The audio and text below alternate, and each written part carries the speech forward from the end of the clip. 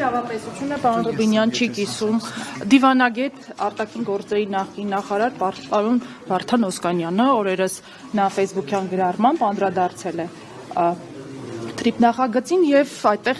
վերստին միջանցք է տեսել եւ այսպիսի նկատառում է հայտնել այս միջանցքը Հայաստանի իսկ մեծ հաշվով նաեւ ԱՄՆ-ին ոչինչ չի տալու սրա մեջ միակ շահագրգռվածները Ադրբեջանն ու Թուրքիան են լավ կարելի է գոնե նման գործարքին համաձայնվելիս առնվազն 50% մասնաբաժին ստանալ 26%-ը այն ողորմելի կրճոնն է որ կտային նույնիսկ բացարձակ համր բանակցություն շատ լավ այստեղ երկու հարց ունեմ նախ երկու մասի, հա, բաժանենք, երկու բան նշեցիք, մեկը տոկոսի մասին, մյուսը միջանցքի մասին։ Միջանցքի մասով ես կարծում եմ ցանկացած կարդալ իմացող մարդ, իսկ պարոն Օսկանյանը հուսով եմ կարդալ գիտի, կարող է կարդալ հրապարակված փաստաթուղթը, որտեղ միջանցք, այսինքն դա փաստաթուղթ է այն մասին, որ միջանցք չի լինելու։ Հիշեցնեմ, էլի, ինչի մասին են եղել մտահոգությունները այս վերջի 5 տարվա ընթացքում։ Հիմնական 3 թեմայի շուրջ անվտանգություն, արդյոք ով է պահելու անվտանգություն եւ նաեւ երրորդ երկրներ, հա, անվտանգություն եւ երրորդ երկրներ։ Չէ, արդյոք անվտանգությունը պահելու է երկրի թե ոչ։ Ընթացակարգեր, արդյոք լինելու են համապատասխան անցագրային եւ մաքսային ընթացակարգեր եւ հայ սահմանապահներ լինելու են թե չէ լինելու։ Կհամաձայնեք, որ հիմնական մեզ 3 անհանգստությունն է հնչել։ Այս փաստաթղթով հրապարակված փաստաթղթով հստակ սևով սպիտակին գրված է որ անվտանգությունը պահում են Հայաստանի համապատասխան մարմինները, սևով սպիտակին գրված է որ համապատասխան անձնագրային եւ մաքսային ընթացակարգեր լինելու են, սևով սպիտակին գրված է որ հայ սահմանապահները եւ այլ համապատասխան գերատեսչության ներկայացուցիչները ֆիզիկապես ներկա են լինելու համապատասխան անցագրային եւ մաքսային տեղերում։ Մի ընդհատեք էլի, բայց թողեք ավարտեմ։ Հետևա ու մի 1000 անգամ գրված է որ ամեն ինչ տեղի ունենալու Հայաստանի տարածքային ամբողջականության, ինքնիշխանության եւ իրազեկազորության շրջանակներում հատկապես կասկածամիտների համար գրված է որ ինքնիշխան ֆունկցիաները չեն արտապատվիրակվելու եւ այսպես շարունակ։ Այսինքն բաց փաստաթղթը բոլորը կարող են կարդալ։ Հետևաբար անհնար է այստեղ միջանց տեսնել։ Հաջորդը, երբ որ ասում է ինչի 50 գոնե 50% հա վերցնի Բա իրանք երբ որ գույք պատկի դիմաց մեր ռազմավարական օբյեկտները հանձնում էին այլ պետության, ինչ են 100%-ը հանձնել։ Կարող բացատրեն, ինչ են 100%-ը հանձնել։ Իվարկյան։ Իսկ իրականում եկեք տարբերակենք, էլի։ Ինքնիշխանությունը եւ ինչ որ ընկերության մեջ պետական մասնակցության տոկոսը որևէ կերպ իրար հետ չեն հատվում։ Տեսականորեն թրիփը կարող է 100% ամերիկյան լիներ։ Տեսականորեն դրանից մեր ինքնիշխանությունը կամ իրավազորությունը որպես կերպ չէր դուժելու։ Այլ օրինակ ձեզ բերեմ։ Օրինակ նայեք։ ԶՊՄԿ-ն Զանգեզուրի պղնձամոլիբդենային կոմբինատը։ Հիմա մեր կառավարության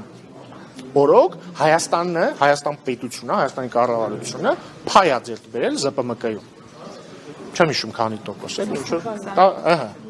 Բայց մի քանի տարի առաջ Հայաստանը 0% փայ ուներ ԶՊՄԿ-ի մեջ, բայց դա չի նշանակում, չէ՞ որ ԶՊՄԿ-ն հայկական չէր, այսինքն ինքը մեկը օտարերկրյա կապիտալով, հա, օտարերկրյա ինչ որ ընկերության պատկանող կոմբինատ էր, որը մեկը գործում էր Հայաստանում, Հայաստանի տարածքային ամբողջականության շրջանակներում, Հայաստանի ինքնիշխանության շրջանակներում, Հայաստանի օրենքներով հարկերը մուծում էր Հայաստանին։ Ու տենց հազարատ ընկերություն կա Հայաստանում։ 1000 հատ, բառից բուն իմաստով 1000 հատ ընկերություն կա եւ 2000-3000 հատ։ Հետեւաբար տոկոսի հարաբերակցությունը ընդհանրապես տեղ կապ չունի։ Հաջորդը, ինչի է Հայաստանը 26% ունենալու ԱՄՆ-ն 74, որտեղ ներդրումներ է անելու ԱՄՆ-ն։ Այսինքն, բայց ինչ է ստացվում, հերիք չի մենք այդ թրիփ ընկերությունից հարկեր ենք ստանալու, ինչպես ցանկացած այլ ընկերությունից Հայաստանում գործող։ Այսինքն, բարձր հարկեր, турքեր եւ այլն ստանալու։ Բացի դրանից նաև մենք բիզնես շահույթի մի մասն ենք ստանալու, ինչը շատ լավ է։ Պարոն Օսկանյանն ասում եմ պարոն Օսկանյանի օրոք մեր Հայաստանում ռազմավարական օբյեկտների մի մեծ մաս հանձնվել է այլ պետության 100%-ով, թող հեքիաթներ չպատնեն։ Պարոն Օսկանյան, հստակեցին այս հարցի հետ կապված, արդյոք մաքսային ծառայողներին տեսնելու է ադրբեջանցին այդայա։ Ախր այդ հարցը գոյություն չպետք է ունենա փաստաթղթի հրապարակումից հետո։ Սրանից հստակ ոնց ասեմ, փաստաթուղթը բացեք, չեմ հիշում որ մասն էր գրված է, որ Հայաստանի համապատասխան գերատեսչությունների ներկայացուցիչները ֆիզիկական ներկայություն են ունենալու բան անցակետային եւ մի վարքյաններ բան անձնագրային եւ մաքսային կետերում վերջ հա խնդրեմ հա Միջև մեր այս փաստաթղթի նշվում է, որ նաև լինելու են այլ գրասենյակ այլ գրասենյակ չէ Ջորջ ջան front office back office-ը նորմալ է նախ գրած չի ոչ հայ գրած է երրորդ կողմի օպերատոր դա ավտոմատ չի նշանակում ոչ հայ կարող է լինել ոչ հայ բայց դա ընդունված ընդհանցակարգ աշխարհում ասենք նույն զվարթնոց օթանավակայանում էլ չէ երբ որ օրինակ դուք արդեն մոտենում եք օթանավ մտնելուն ոչ թե բան հայ սահմանապահն է ձեր պասպորտը նայում են վերջում բանի հետ boarding pass-ի հետ չէ այլ ավիաընկերության ներկայացուցիչ է հիմա նույն ձևով այս դեպքում trip-ա լինելու ինչ որ ժամանակ է լինելու որ ֆասիլիտացնելու են բայց այդ front office-ի ներկայացուցիչները չեն որոշելու իրանք զուտ ֆասիլիտացնելու են ինչպես զվարթնոց օթանավական մի վարքան բայց միևնույն ժամանակ սևով սպիտակին գրված է որ հայ սահմանապահները ֆիզիկապես ներկա են լինելու բոլոր համապատասխան տեղերով ասեմ ավելին նաև գրված է որ ստուգումների ֆունկցիան այլու են սահմանապահները անվտանգային ստուգումների նկատմամբ այս շրջանակային հաստատքի համաձայնությունից հետո էլ Միացյալ Նահանգներում Թուրքիայում հայտարարեցին էլի էս թրիփը անվանեցին Զանգեզուրի միջանցք հետո ասացին, որ Ադրբեջանի պիտի որոշումները այսպես ասած սրտամոտ լինեն։ Հիմա ուզում հարցնել այդ առաջընթացի մասին ենք խոսում հայ-ադրբեջանական հարաբերություններում, հայ-թուրքական հարաբերություններում։ Հիմա այս տեսակ հայտարարությունները մի տեսակ ապակառուցողական մթնոլորտ չեն ստեղծում։ Եթե դուք միջանցքի թեման փակում եք։ Դե միջանցքի թեման փակված է, չկա միջանցքի թեմա, մեր տարածքում էլ Զանգեզուր անվամբ տարածքային միավոր գոյություն չունի, մենք չգիտենք այդ Զանգեզուրին ինչա, Զանգեզուրի միջանցքն ինչա, մեր տարածքում թրիփ նախագիծն է գործելու այլ բան չկա։ Հարցը կա, այդ ընկերությունը, որ ստեղծվում է 75%-ին, չէ՞, որևէ ընկերության մեջ 75%-ին չի կարող վերահսկել, 74%-ին չի կարող վերահսկել 26% ունեցողը։ Լավ հարց եք տալիս, ներողություն, հարցը հասկանալի է, լավ հարց եք տալիս, տեսեք։ Նախ էլի առանձնացնենք էլի երկու բան, ընկերության մեջի հայատերեր եւ ընկերություն պետություն հարաբերություններ։ Հայաստանում կան բազմաթիվ ընկերություններ, որոնց մեջ Հայաստանի Հանրապետությունը ունի 0% փայլ, 0%։ Բայց դա չի նշանակում, որ պետությունը այդ ընկերությանը չի վերահսկում, որովհետեւ այդ ընկերությունը, եթե Հայաստանում ռեզիդենտ ընկերություն է, ինքը համապատասխան փաստաթղթերով գրանցված է, ինքը հարկերամուծում, ինքը ենթարկվում է Հայաստանի օրենքներին, ներողություն, ինքը գործում է ըստ Հայաստանի օրենսդրության, իրավազորության շրջանակներում, նույնիսկ եթե Հայաստանը ունի 0% փայտ է, հաջորդը,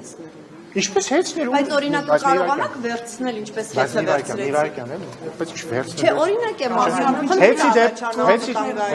Հեծի ես միտքս ավարտեմ նոր էլի։ Ոչ միայն ինչպես հեծներ, ասենք Հարավ Կովկասյան երկաթուղիները, նույնիսկ ԴՊՄԿ-ն մինչև այն պահը, երբ որ մենք փայ ունեցանք, չգիտեմ, էլի կան 1000 այսինքն եւ օտարերկրյա կապիտալով եւ ոչ օտարերկրյա կապիտալով հազարավոր ընկերություններ կան Հայաստանում, որտեղ երկիրը չունի փայ, բայց պետությունը իր կարգավորիչ դերը բնականաբար տանում է։ Սա այսինքն անկախ ամեն ինչից այնտեղ 26%-ա թե ինչ է, մեկը պետությունը իր կարգավորիչ դերը ունի, հաջորդը։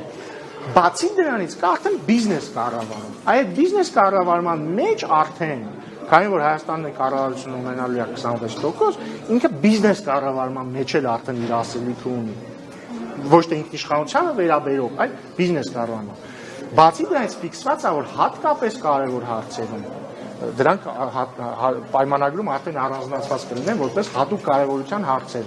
Այդ դեպքում նույնիսկ այդ 26% փայ ունենալու դեպքում բիզնես որոշումներ կայացնելու հարցում, բայց այն բիզնես որոշումներ, որոնք ինչ որ առնչություն ունենալու են Հայաստանի ինքնիշխանության շահերին ասենք։ Օրինակ դա անհնար է առանց այդ 26% ունեցող փայատերի, այսինքն Հայաստանը։ Նույնիսկ եթե ինքը մենակ 26% ունի, այդ բոլոր հարցերում ինքը ունի, այսպես ասած, վետոյի իրավունք։ Այսինքն առանց իր համաձայնության, առանց մեր համաձայնության դա տեղի չի ունենա։ Դա ֆիքսվել է հաստատվում որևէ Հայաստանը ունենալու է։ Բա գրված է, չէ։ Հրապարակված փաստաթղթում կարևոր հարցերում դա հրապարակված փաստաթղթում գրված է։ Իսկ ինչ վերաբերում է հեծին, հեծը Նկատում եմ այստեղ էլ որ չէ, բայց հեծի դեպքում դեռ ռազմավարական ինքը նշանակության բան է, ինչ ասեմ, ենթակառուցվածք է, դեռ մի այլ հարց է։ Չեմ կարծում, որ այստեղ այդպիսի հարց առաջանա։ Պետությունը ունենալու է հետ կապված